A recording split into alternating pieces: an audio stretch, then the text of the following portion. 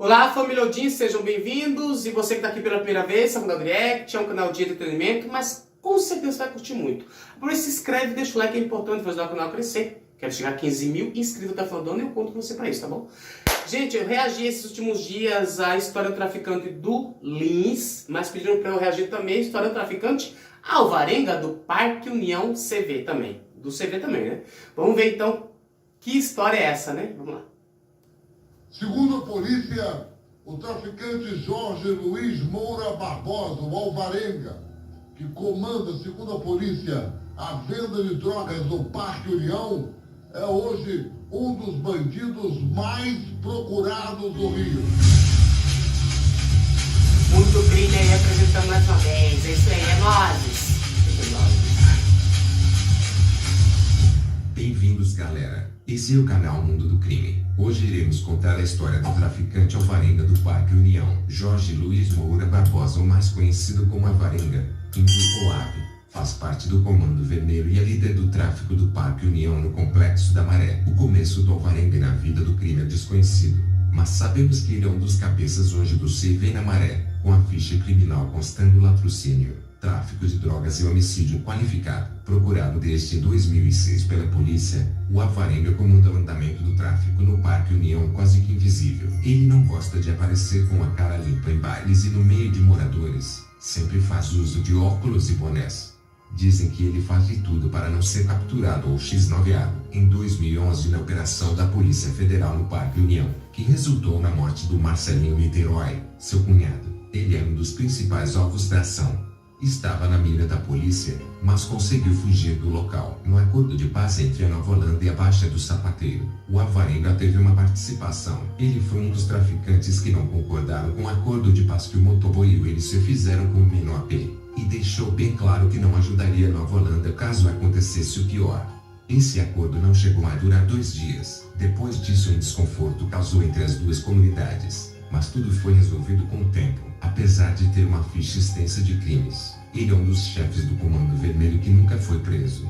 Por essa razão faz de tudo para ficar invisível na sua comunidade, chegando a ser escorregado, pois quase não atua no Parque União para não ser visto. Quando sai do seu esconderijo para acompanhar de perto suas bocas de fumo no Parque União, ele é escoltado por mais de 20 seguranças, e comanda um exército de 150 homens. Quando entra em uma das várias casas que possui na comunidade, ele pede para seus seguranças que o deixem a metros de distância da sua casa e manda esvaziar as ruas. Enquanto ele entra, ninguém pode ficar espiando nas janelas para ver como é o imóvel. Os moradores respeitam religiosamente essas ordens, pois além de temer o traficante, o Alvarenga também usa do seu assistencialismo na comunidade. Em dia de baile na favela é mais que obrigatório que tenha desfile de armas, e uso de drogas é permitido, menos crack.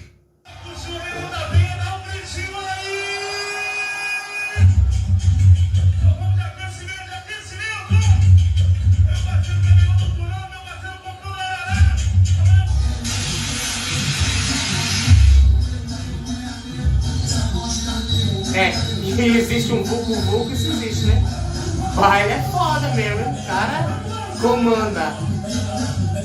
Suas bocas de fumo são protegidas por homens fortemente armados dia e noite. Com o tempo, Alvarenga se tornou um dos maiores distribuidores de drogas da facção. Do Parque União saem quilos de drogas para a comunidade Vila Kennedy e também para as comunidades de Duque de Caxias e São João de Meriti. Dificilmente o Alvarenga recebe ordens da cúpula da facção. Ele tem a autonomia total do seu domínio. Ele ganhou essa moral por ser cunhado e homem do confiança do Marcelo da Silva Leandro, o Marcelinho Niterói, que também era braço direito do Fernandinho Beiramar, principal matuto do Comando Vermelho. Por ter toda essa moral na facção, quando o Comando Vermelho começou a receber unidades de UPP e os traficantes buscando lugar para ficar, o Alvarenga fechou as portas do Parque União. Muitos dizem que não é pelo fato de ser arrogante ou não ajudar a facção, mas para não colocar o Parque União na mira da polícia, pois na Nova Holanda estava acontecendo uma briga interna ferrada entre os traficantes locais, contra os comparsas do Jacarezinho e Manguinhos. Com a ocupação do complexo de Manguinhos, alguns traficantes de cargo grande foram para Nova Holanda,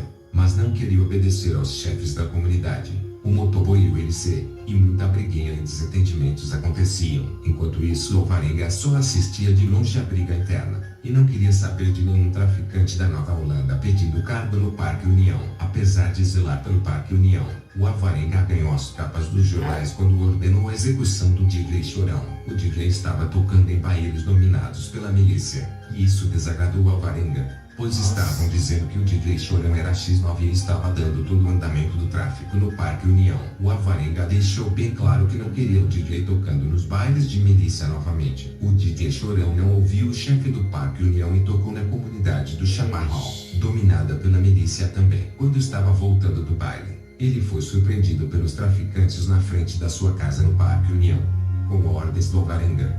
Ele fez questão de ordenar a morte do DJ na frente de todos os moradores, pois queria deixar como lição para quem o desobedecesse. Depois dessa morte brutal, o Parque União começou a ganhar as capas de jornais e a polícia começou a ficar em cima da quadrilha do Alvarenga. A comunidade do Parque União acabou caindo também na mídia por causa das cracolândias que tinha na saída da comunidade. Isso foi uma das pedras no sapato do Alvarenga. A polícia começou a fazer operações constantes na região, fazendo o traficante proibir a venda de crack no Parque União por alguns dias. A proibição começou a surtir efeito no pulso e o Alvarenga mudou os planos. Voltou a vender o crack, mas mudou o método da venda. Ele não queria usuários entrando no Parque União, então criou um sistema delivery no tráfico. Olha, ele colocou vapores fora da comunidade. O viciado dava dinheiro para comprar a droga. O traficante entrava e voltava com a mercadoria. As cracolândias ao redor da comunidade foram proibidas também. O Alvarenga preza tanto pelos seus negócios que preferiu deixar os seus irmãos administrando mais perto. Os dois irmãos conhecidos como Diogo e Zizinho. O Diogo é a antítese do seu irmão. Ele é o segundo homem do Parque União e impõe seu poder na base do medo. Ele é temido pelos moradores. Qualquer desavença ele aplica ao Tribunal do Tráfico e nada acontece no Parque União se ele não der as ordens. Mais e mais ocupações foram acontecendo nas comunidades do Comando Vermelho, e fatalmente o Parque União teve que abrir suas portas para os comparsas do Complexo do Lins e da Vila Kennedy em Bangu. Depois de tantas guerras entre o Comando Vermelho e o PP, tanto no Alemão, Penha, Lins e Manguinhos na Zona Norte, o Estado ordenou que acabasse com o Comando Vermelho, começando pelos quartéis generais que abasteciam as comunidades de dentro e fora do Rio de Janeiro. Sendo assim, o Parque União e a Nova Holanda foi ocupada pelo Exército até a instalação da UPP no segundo semestre de 2014. Mas o Alvarenga não retirou seus subordinados da favela, apenas entocou alguns fuzis, botou radinho nos 4 cantos da comunidade e distribuiu pistolas ao invés de armamento pesado, para não sofrer uma perda grande. Comunidades de Duque de Caxias, Belfort Roxo e Ilha do Governador abrigaram os traficantes do Parque União. Mas não podemos afirmar que o Alvarenga foi junto nesse bonde, mas acredito que no Parque União ele não se encontra há algum tempo. Se você sabe mais sobre a história de Alvarenga, deixem nos comentários. Se inscrevam e fiquem por dentro de nossas histórias e notícias do mundo do crime. Bom, pelo visto ele ainda continua vivo e atuante, né? Porque esse vídeo que eu tô reagindo, eu acho que tem 1 ano que foi publicado. Bom, mas vocês não acham que ninguém deve saber, né, do que eu, se o cara ainda tá vivo e atuante, ainda fazendo as maracutaias deles aí. Mas é complicado quando você... Eu já falei inúmeras vezes aqui, né, sobre isso, né? Sobre a falha do Estado, sobre o crime organizado, sobre o poder que os caras têm de comandar, de decidir quem vive e quem morre. Imagina, mataram um DJ só porque ele foi tocar num outro lugar que o cara não queria que ele tocasse, velho. Tudo bem, a gente não sabe o real motivo e o que existia por trás disso, né? Mas isso não é motivo para matar. Mas também, quando você vive numa comunidade em que existem restrições, existem regras que você tem que seguir, infelizmente, porque o tráfico impõe, e você quebra, é óbvio que você tem que estar também pronto para ser punido por isso, né? Infelizmente. Mas cada um faz as suas escolhas, né? Mas a gente vê que...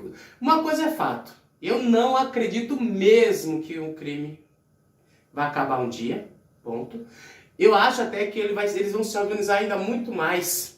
E é engraçado que eles sempre estão à frente, né? Do Estado, da polícia. Estão sempre à frente, né, de todo o aparato judicial, todo o aparato governamental, todo aparato estadual, e quando falo estadual no sentido Estado em geral, eles sempre estão à frente em tudo. E a gente sabe, né? E aí tem alguns filmes que retratam muito bem isso no Brasil, né? De que quem manda realmente não é político nenhum, né? Eles só são um marionete dentro de todo um sistema, todo de um processo. Mas é sobre isso, gente. Vamos continuar vendo aí as repercussões de todas as atuações desses traficantes que existem aí pelo Brasil afora, né? Pode sugerir aí o próximo vídeo. É sobre traficante? Pode colocar aí que eu vou reagir. É funk? Coloca. É paródia? Comédia? Redublagem? Trap? Rap? Esse canal é aberto a todos os gêneros, todos os gostos. Aqui não tem restrição nenhuma. Esse canal é meu, é seu, é nosso, tá bom? Só se inscreve e deixa o like que é muito importante para ajudar o canal a crescer, tá bom? Tchau e até o próximo react.